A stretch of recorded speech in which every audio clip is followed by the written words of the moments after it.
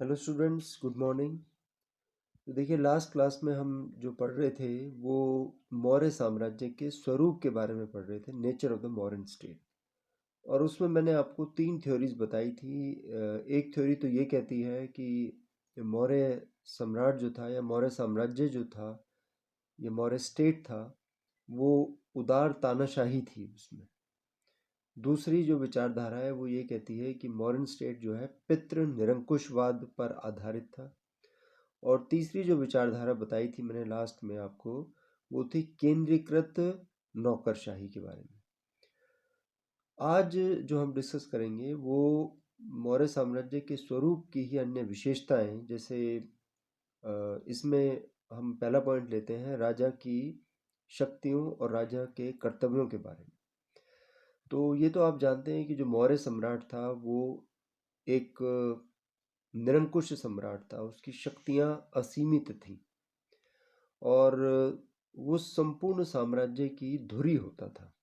सारी जो शासन व्यवस्था है वो राजा के इर्द गिर्द घूमती थी और राजा जो है प्रभुसत्ता का नैतिक और कानूनी मूर्त रूप था। मतलब सारी प्रभुसत्ता ही राजा से चला करती थी।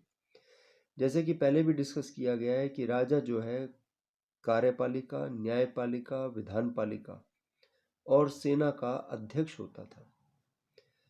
जैसे कि पहले भी बताया गया है कि राजा जो है मंत्री, पुरोहित, अमात्य इनकी नियुक्ति किया करता था। अन्य मंत्रियों, अधिकारियों, अमात्य, अध्यक्षों की नियुक्ति भी उसी के हाथों हुआ करती थी। किसी भी व्यक्ति को वो किसी भी पद पर बिठा सकता था और किसी भी पद से हटा सकता था। ये उसके बिल्कुल मतलब उसमें कोई दो राय नहीं थी कि राजा जो है कुछ भी कर सकता था। अब उसके जो अधिकार थे वो क्या क्या थे? एक तो वो अदंडे था, अर्थात उसके ऊपर किसी भी प्रकार का कोई अधिकार क्षेत्र नहीं था, राजा से ऊपर कुछ भी नहीं था। ठीक है। इसके बाद वो सारे करों से मुक्त हुआ करता था और अगर कोई उत्तराधिकार संबंधी विवाद है या उत्तराधिकारी कोई नहीं है, किसी की संपत्ति का कोई उत्तराधिकारी नहीं है, तो उस पर राजा का ही अधिकार होता था। चाहे वो प्रजा में कोई भी व्यक्ति हो, अगर उसका कोई उत्तराधिकारी नहीं है तो राजा ही उसकी संपत्ति का उत्तराधिकारी होता था। मान लो कहीं पर पृथ्वी में धन गड़ा हो, जैसे पहले लोग क्या करते थे कि अपना जो धन था वो घड़े में डालकर और ज़मीन में दबा दिया करते थे। और बाई चांस जैसे वो लोग जिन्होंने ये दबाया है वो वहाँ से चले गए, विस्थापन हो गया, या अचानक युद्ध के कारण कोई युद्ध हुआ, उसमें भागना पड़ा उनको, वो वहीं रह गया, तो अगर वो मिलता था, वो अगर वो गड़ा हुआ धन अगर किसी को मिल जाता तो उसका अधिकारी भी राजा ही हुआ करता था। राजा को किसी भी न्यायालय में गवाह के तौर पर नहीं बुलाया जा सकता था। ऐसे जैसे आज के टाइम में प्रेसिडेंट की जो पावर्स होती है ना, आप देखो जो प्रेसिडेंट की जिस तरह से शक्तियाँ आप पढ़ते हो, फर्स्ट ईयर में हो आप राष्ट्रपति की शक्तियों के बारे में, तो इसी प्रकार की राजा की शक्तियाँ हुआ करती थी कि किसी भी कोर्ट में वो आंसरेबल नहीं था। ठीक है, समाज में उसका स्थान सबसे ऊंचा होता था। लेकिन ऐसा नहीं कि राजा की कोई भी सीमा नहीं थी, कुछ सीमाएं भी होती थी और कुछ संस्थाएं होती थी, आधारभूत संस्थाएं जो कि राजा के ऊपर होती थी।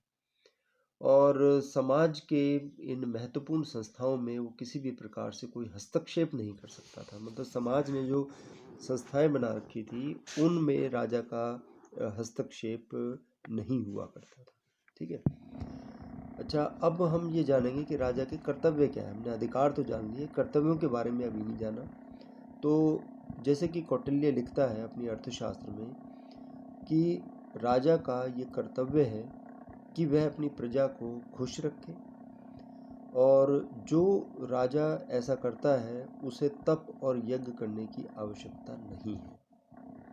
यानी कौटिल्य के अनुसार राजा के लिए तप और यज्ञ उसकी प्रजा की हैप्पीनेस है, उसका सुखी होना है। अगर प्रजा खुश है तो राजा को कोई तप या कोई यज्ञ करने की आवश्यकता नहीं है। इसके बाद राजा का कर्तव्य है कि वो अपनी जनता को प्रसन्न करने के लिए चोर, बेईमानों, व्यापारियों, जो बेईमान व्यापारी होते हैं, डकैत, हत्यारों, भ्रष्ट कर्मचारियों, असामाजिक तत्वों, अग्नि, जल, बीमारी, दुर्भिक्ष यानी अकाल, चूहे, ये भी वर्णन कर रखा है, सांप और राक्षसों से उनकी रक्षा करता हो, तो ये राजा का कर्तव्य है। राजा का कर्तव्य है कि वो इन सब परेशानियों से जो है प्रजा की रक्षा करे, दुष्टों का दमन करे, ठीक है, अपराधियों को दंड दे और राज्य को बाहरी आक्रमण से बचाए। कि ये तो सामाजिक अनुबंध भी कहता है कि राजा का ये कर्तव्य है कि वो प्रजा की रक्षा करे, और इसीलिए प्रजा उसको कर देती है, राजा को टैक्स देती है। इसके अतिरिक्त राजा को चाहिए कि वो अपने साम्राज्य का विस्तार करे, वो अपनी सेना का संगठन करे और वो अपनी सेना में अस्त्र शस्त्र का समुचित भंडार रखे, धर्म की स्थापना करे, उसकी रक्षा करे और स्वधर्म का पालन करे। राजा का ये भी कर्तव्य है कि वो असहाय, निर्धन, अनाथों, निर्बलों की रक्षा करे। राजा का ये कर्तव्य है कि वो कृषि और सिंचाई के साधनों का विकास करे और सड़कों और मार्गों का निर्माण करे, शिक्षा, कला, साहित्य का विकास करे और राज्य में शांति और न्याय व्यवस्था बनाने के लिए कानूनों का पालन कराने में वो सक्षम हो। तो ये सारे जो कर्तव्य हैं ये कौटिल्य ने बताया कि एक राजा के होने चाहिए, एक आइडियल किंग जो है उसको इन कर्तव्यों का पालन करना चाहिए। इसके बाद मौर्य साम्राज्य के स्वरूप की हम एक और विशेषता लेते हैं, वो है मंत्री परिषद। तो देखिए, मौर्य काल में मंत्री परिषद एक बहुत ही महत्वपूर्ण और शक्तिशाली संस्था के रूप में स्थापित हुई। जैसे कि कौटिल्य ने कहा है कि जैसे रथ एक पहिए से नहीं चलता, उसी प्रकार जो शासन प्रबंध है वो केवल राजा नहीं चला सकता, शासन प्रबंध चलाने के लिए मंत्रियों का होना बहुत आवश्यक है, ठीक है। तो ये कहा गया है कि राजा द्वारा योग्य मंत्रियों की नियुक्ति करनी चाहिए और जितनों की जरूरी हो केवल उतनों की ही नियुक्ति करनी चाहिए। बड़ी मंत्री परिषद राजा के लिए उपयोगी होती है क्योंकि इसमें मंत्र शक्ति में वृद्धि होती है। जितने मंत्र होंगे, जितने मंत्री होंगे, यानी जितने सलाह होगी उतना अच्छा रहेगा। सभी आयोजनों की सफलता भी मंत्र पर ही निर्भर है। मंत्री परिषद की संख्या की जहाँ तक बात करें तो कम से कम 3-4 तो मंत्री होने चाहिए। हालांकि अर्थशास्त्र में इसका कोई उल्लेख मिलता नहीं है, लेकिन हमें तत्कालीन स्रोतों से पता लगता है कि प्रधानमंत्री, पुरोहित, सेनापति, युवराज, ये जो है मंत्री होते थे, ये राजा को सलाह देने का कार्य करते थे। और मंत्री परिषद के क्या कार्य होते थे? एक तो राजा और उसके शत्रु के विषय में विचार विमर्श करना, आइडेंटिफाई करना कि शत्रु कौन है और मित्र कौन है, और उसके बारे में विचार विमर्श करना, और जिन कार्यों को प्रारंभ न किया गया हो उन कार्यों को प्रारंभ करना और उसको पूरा करना। संपादित कार्यों में आवश्यकता अनुसार संशोधन करना, मतलब जो कार्य चल रहे हैं, जो कार्य मतलब इन प्रोग्रेस हैं, जो प्रगति पर चल रहे हैं, उनमें आवश्यकता अनुसार संशोधन करना, यानी उसमें बदलाव करना। राजा की आज्ञा का पालन करना, ये मंत्री परिषद का कर्तव्य होता था। और विपत्ति काल में राजपुत्र का अभिषेक करना और एक छत्र राज्य की स्थापना करना।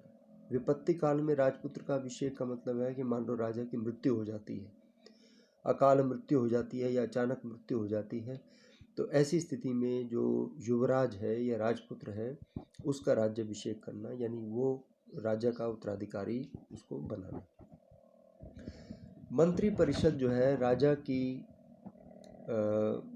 इच्छा के द्वारा ही नियुक्त किए जाते थे इसके सदस्य, और राजा की कृपा बने रहने तक जो है वो अपने पद पर रहा करते थे।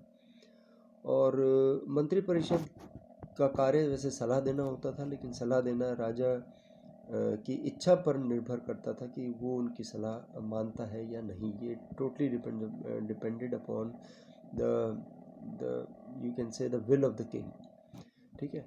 और मंत्री परिषद को जो है वेतन दिया जाता था। जैसे वेतन उस समय पणों में दिया जाता था। वेतन का जिक्र भी कर रखा है। जैसे प्रधानमंत्री या पुरोहित जो होते थे उनको 48,000 पण, पण मतलब चांदी का सिक्का होता था, 48,000 पण, और मंत्री परिषद के अन्य सदस्यों को 12,000 पण वेतन दिया जाता था। अब ये वेतन वार्षिक था या मासिक था, इस बारे में मतलब कुछ श्योर नहीं है। इसके बाद हम बात करते हैं प्रशासन के अन्य अंगों की, जैसे अध्यक्ष। देखिए, विभाग स्थापित कर रखे थे हर एक जो मतलब एक अलग अलग डिपार्टमेंट। जैसे आज के टाइम में अलग अलग डिपार्टमेंट्स होते हैं एडमिनिस्ट्रेशन में, जैसे एजुकेशन डिपार्टमेंट है, इरिगेशन डिपार्टमेंट है, एग्रीकल्चर डिपार्टमेंट है। ऐसे ही अलग अलग विभागों की स्थापना कर रखी थी। इन विभागों के अध्यक्ष हुआ करते थे।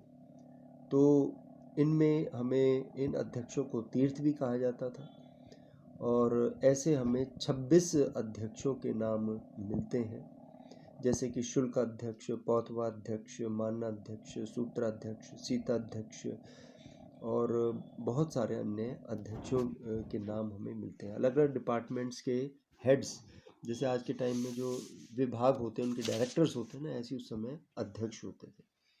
अच्छा, इसके बाद हम बात करते हैं जनपद। तो जनपद जो है, जनपद में बहुत सारे गांव होते थे, टेरिटरी, और इनमें से इसके बाद हम बात करते हैं पुर। पुर यानी दुर्ग। तो दुर्ग और जनपद, ये दो जो है एक तरह से बहुत महत्वपूर्ण अंग होते थे किसी भी साम्राज्य के, और दुर्गों की सुरक्षा का विशेष ध्यान रखा जाता था, खासकर जो सीमांत दुर्ग होते थे, जो सीमा पर दुर्ग होते थे, और इन सब के लिए अलग अलग अधिकारी नियुक्त होते थे। जो सीमा पर जो दुर्ग होते थे वो अलग होते थे, उनके अधिकारी अलग होते थे, और जो राज्य के अंदर जो दुर्ग होते थे उनके अधिकारी अलग होते थे। इसके बाद ग्रामों की अगर हम बात करें तो ग्रामों में ये मौर्य प्रशासन की सबसे छोटी इकाई थी। वैसे हम प्रशासन एक अलग से एक टॉपिक पढ़ेंगे, लेकिन ये मौर्य साम्राज्य के स्वरूप में भी हम इसको पढ़ सकते हैं।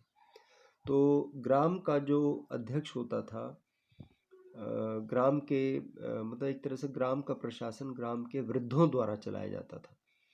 प्रत्येक ग्राम का एक शासक होता था, जिसे ग्रामिक या ग्रामीणी के नाम से जाना जाता था। ग्राम संघ या ग्राम सभा का भी हमें कहीं कहीं उल्लेख मिलता है। ग्राम में जो विकास के कार्य हैं वो सारे किया किया करते थे। इसके बाद हम बात करते हैं न्याय व्यवस्था के बारे में। तो न्याय व्यवस्था मौर्य काल की, वैसे हम प्रशासन में डिटेल में पढ़ेंगे, पर मैं आपको यहाँ पे मोटे तौर पर बता देता हूँ कि दो प्रकार के न्यायालय हुआ करते थे। एक तो दीवानी न्यायालय, एक फौजदारी न्यायालय। फौजदारी न्यायालय जो होते थे, इनमें तो मारपीट से संबंधित, हत्या से संबंधित मुकदमों पर फैसला दिया जाता था। और जो दीवानी न्यायालय होते थे, ये धन यानी रुपए पैसे से संबंधित जो विवाद होते थे, और जो अन्य मामले होते थे, जैसे तलाक से संबंधित मामले, तो ये सब जो है दीवानी न्यायालय में इन बातों पर फैसला लिया जाता है। तो इस वर्णन से, इस वर्णन के आधार पर हम ये कह सकते हैं कि मौर्य साम्राज्य का स्वरूप उदार तानाशाही था, पितृ निरंकुशवाद भी था, और केंद्रीकृत नौकरशाही भी था। मौर्य राज्य में राजा के पास असीम शक्तियां होने के बाद भी वो प्रजा की भलाई में ही लीन रहता था। अपनी सहायता के लिए वो मंत्री परिषद का गठन करता था, और सभी मंत्री जो होते थे वो अपने कार्यों के लिए राजा के प्रति उत्तरदायी थे। और ये जो हम बातें कर रहे हैं, या चंद्रगुप्त मौर्य बिंदुसार के समय की कर रहे हैं। और जब अशोक ने राजगद्दी पर मतलब अशोक जब राजगद्दी पर बैठा तो उसने इस राज्य को पूरी तरह वेलफेयर स्टेट में बदल दिया, कल्याणकारी राज्य में बदल दिया, प्रजा हितार्थकारी कार्य करके। तो ये क्वेश्चन पूरा होता है, इसको आप तैयार कर लेना, बहुत इंपॉर्टेंट क्वेश्चन है एग्जामिनेशन पॉइंट ऑफ व्यू से। Thank you.